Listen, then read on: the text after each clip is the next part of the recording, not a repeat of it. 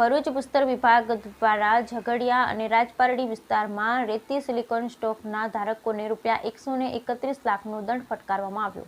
ભરૂચ ભૂસ્તર વિભાગ દ્વારા ઝઘડિયા રાજપારડી વિસ્તારમાં રેતી સિલિકાના સ્ટોક ધારકોને ₹131 લાખનો દંડ ફટકારવામાં આવ્યો। ગત માસ દરમિયાન સ્થળોએ ભૂસ્તર વિભાગ દ્વારા આકસ્મિક ચેકિંગ હાથ ધરવામાં આવ્યું હતું। ભરૂચ ભૂસ્તર વિભાગની ટીમ દ્વારા ગત માસ દરમિયાન ઝઘડિયા તાલુકા ઝઘડિયા રાજપારડી વિસ્તારમાં આવેલ રેતી, બ્લેક ટ્રેપ અને સિલિકાના સ્ટોકના સ્થળોએ આકસ્મિક ચેકિંગ હાથ ધરી મોટી રકમના દંડની નોટિસ આપવામાં આવી હતી। આ અંગે મળતી વિગત અનુસાર ભૂસ્તર શાસ્ત્રી ભરૂચની સૂચનાથી ભૂસ્તર વિજ્ઞાન અને ખનિજ કચેરી ભરૂચની ક્ષેત્રીય ટીમ દ્વારા ગત માસ દરમિયાન રાજપારડી ઝઘડિયા રોડ પર આવેલ સાદી રેતી, બ્લેક ટ્રેપ અને સિલિકા સેન્ડના ખરીદ, વેચાણ, સંગ્રહ અને પ્રોસેસિંગના હેતુસર મંજૂર કરવામાં આવેલ કુલ 13 સ્ટોક રજિસ્ટ્રેશનવાળા સ્થળોએ કાયદેસર તપાસ હાથ ધરી હતી।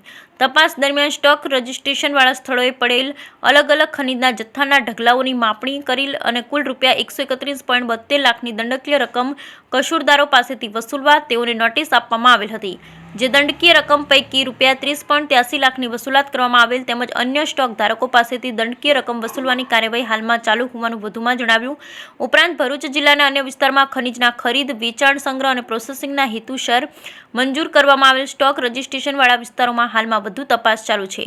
ભૂસ્તર વિભાગ અને ખનિજ કચેરી ભરૂચ દ્વારા ચાલુ નાણાકીય વર્ષ દરમિયાન ઝઘડિયા તાલુકામાં આકસ્મિક ખનિજ ચેકિંગ હાથ ધરી ખનિજનું બિનઅધિકૃત વહન કરતા કુલ 35 વાહન પકડી કાયદેસરની કાર્યવાહી કરવામાં આવી હતી। આ કેસો પૈકી કુલ ₹57.71 લાખ રકમની વસૂલાત કરવામાં આવી હોવાનું વધુમાં જણાવ્યું હતું।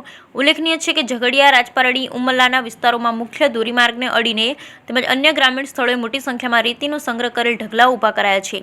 આ બધા ઢગલાઓની તટસ્થ તપાસ થાય તો ઘણી બધી ગેરરીતિઓ બહાર આવવાની સંભાવના રહેલી છે। આ પૈકી ઘણી રેતીના ઢગલાઓ મુખ્ય ધોરીમાર્ગને અડોઅડ ઊભા કરી નાના ડુંગર જેટલી ઊંચાઈ સુધી રેતીનો સ્ટોક કરાયેલો જોવા મળે છે।